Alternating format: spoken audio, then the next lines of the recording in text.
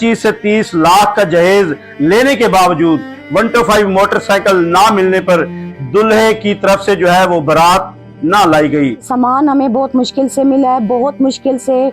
उनका पूरा प्रोग्राम था लड़ाई करने का। अभी तक 3 लाख का सामान उनके पास है। हमारा जो सामान दिया उन्होंने तोड़ फोड़ करके दिया है। मेरे बांसों का घर है, मेरा लंटर वाला घर नहीं है। मैं गरीब हूँ, मैं कहाँ से 125 देती। इनकी हर शर्त मैंने पूरी की है। इन्होंने बोला है हमें शादी हाल में खाना चाहिए, हमने खाना दिया है। 3 लाख का मेरा खाना जाया हो गया है।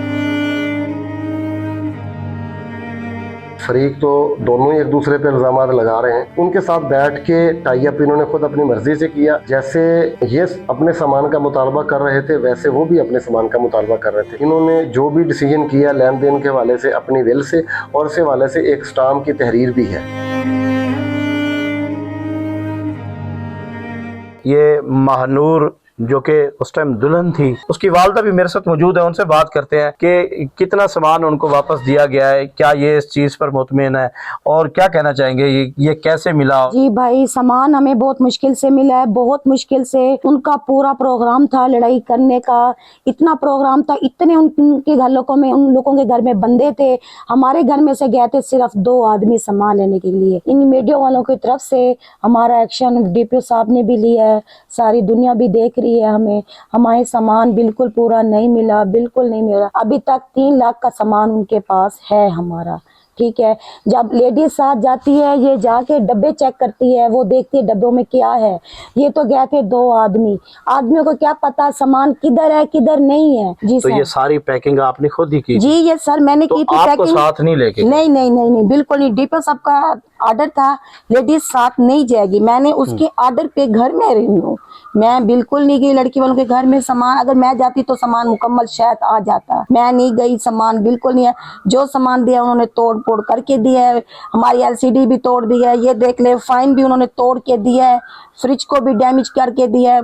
फाइन नीचे वाला भी, वो भी रूम कूलर जो है उसका भी टप उन लोगों ने तोड़ के दिया है। और आपसे भी, मीडिया वालों से भी मेरी रिक्वेस्ट है, दोबारा मैं करती हूँ, जो मेरा सामान दूसरा भी उनके पास पड़ा है प्लीज मुझे वो भी ला कर आप दें।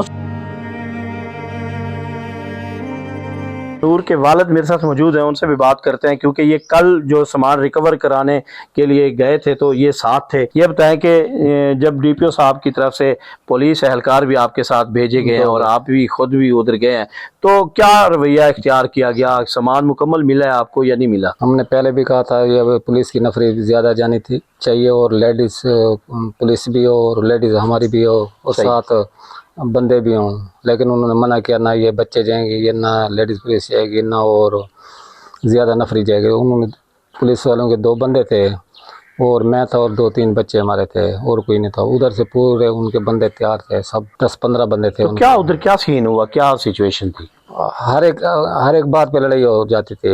उनका फुल मूड था लड़ाई करने पे, वो सामान नहीं उठाने देते, बार बार पैसे मांग रहे थे। हमने फलां पैसे लेने, फलां दिए, झूठ बोल रहे थे ऐसे। अच्छा, ये जो सामान आप उठा के आए, ये आपने सही तरीके से उधर तसल्ली करके आपको चेक करवाया गया कि ये आइटम आपके हैं या ऐसे ही बंद करके बाहर उन्होंने रख दिया? मैंने भी उनको बोला जो सामान मैं ले रहा हूँ इसी की तसल्ली कर रहा हूँ, मुझे इस चीज़ का पता है, बाकी जो सामान रह गया मुझे उसका पता नहीं है। बच्चों को पता, उन्होंने पैक किया हुआ है, उनको पता है जो इन्होंने पैक किया था, जो इन्होंने भेजा था।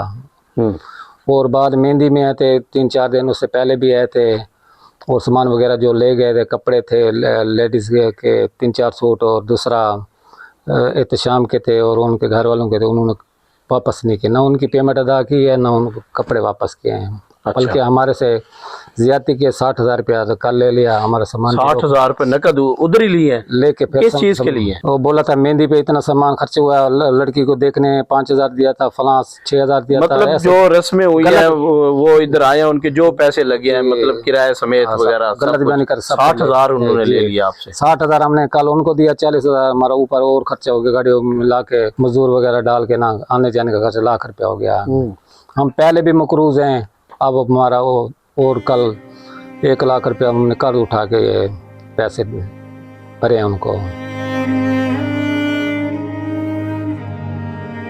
मेरे साथ इस वक्त थाना सिटी के SHO रईस अली अंसर साहब मौजूद हैं, इनसे बात करते हैं। जी अस्सलाम वालेकुम सर। जी वालेकुम सलाम। सर क्या कहना चाहेंगे इस हवाले से कि कितना सामान था और किस तरह से रिकवर हुआ?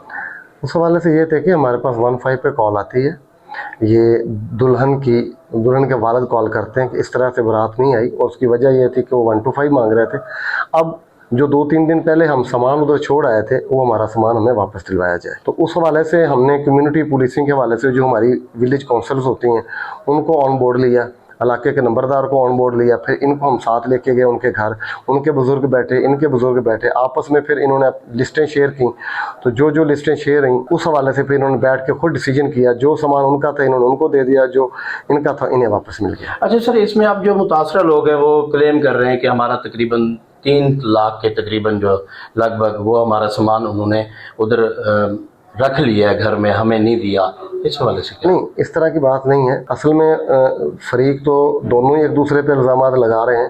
तो जो हमारी कम्युनिटी पुलिसिंग के हवाले से हमारी विलेज काउंसिल्स होती हैं, जो हमारी डिस्प्यूट रिजॉल्व कमेटीज़ होती हैं, उन बड़ों को हमने ऑन बोर्ड लिया, और इनके बड़ों ने, जिसमें लड़की का वालिद भी था और लड़के का वालिद भी था और उस मौजे का नंबरदार भी मौजूद था, तो उनके साथ बैठ के टाई अप इन्होंने खुद अपनी मर्ज़ी से किया। उस टाइम तो इस तरह की कोई चीज़ सामने नहीं आई। बाकी अगर इनकी कोई चीज़ पेंडिंग है तो उसके लिए पंजाब पुलिस हाजिर है। अच्छा, उन्होंने दूसरा ये बोला है कि हमें जो है हमसे मौके पर जो है दूल्हे वाले जो हैं उन्होंने 60,000 रुपये लिए, वो किस चीज़ की? नहीं, इस तरह की कोई बात नहीं है। असल में ये था कि जैसे ये अपने सामान का मुतालबा कर रहे थे वैसे वो भी अपने सामान का मुतालबा कर रहे थे। तो जो उधर हमारी डिस्प्यूट रिजॉल्व कमेटी थी उन्होंने बैठ के जो डिसाइड किया उन्होंने फिर उसका आपस में लेन देन किया है। बाकी इस तरह की ये जो भी उसकी ज़बरदस्ती कोई चीज़ लेगी इस तरह की कोई नहीं है। इन्होंने जो भी डिसीजन किया लेन देन के हवाले से अपनी विल से, और इस हवाले से एक स्टाम्प की तहरीर भी है। अच्छा सर, इसमें एक मोटरसाइकिल इशू बनता है जो डिमांड किया जाता है, यही कहना है मुतासरा लोगों का, लेकिन असल इसकी इन्वेस्टिगेशन क्या कोई आपको इस तरह की कोई सिचुएशन मिली है? इन्वेस्टिगेशन के हवाले से बस ये अल्लाह की ज़ात माफ़ करे, जहेज़ एक लानत है, नहीं होनी चाहिए, और तालीम की कमी है, जहालत है। तो इनके कल्चर का भी ज़मीन आसमान का फ़र्क था। ये सराइकी स्पीकिंग है, वो पंजाबी स्पीकिंग है, तो मैच बन नहीं सका। शुरू दिन से इनके कोई, कभी इनका वो कहते थे प्लाट दें लड़की वाले, वो कहते थे, डिमांड्स दोनों तरफ से थी। लेकिन ये जो एक्ट हुआ है ये नहीं होना चाहिए। इसमें कोई शक नहीं है कि वो बारात आई है तो बारात नहीं आई, वो बच्ची बेचारी, बहुत बुरा फेल है ये। तो अल्लाह ताला की ज़ात सब पे रहम करे। जी नाज़रीन, ये आपने पुलिस की तरफ से जो एक्टिविटी हुई है वो आपने गुफ्तगू सुनी है। इस बारे में आप क्या कहना चाहते हैं? कमेंट बॉक्स में अपनी राय का इज़हार ज़रूर कीजिएगा, और इसी के साथ अपने मेज़बान एजाज़ खान को इजाज़त दीजिए। अल्लाह हाफ़िज़।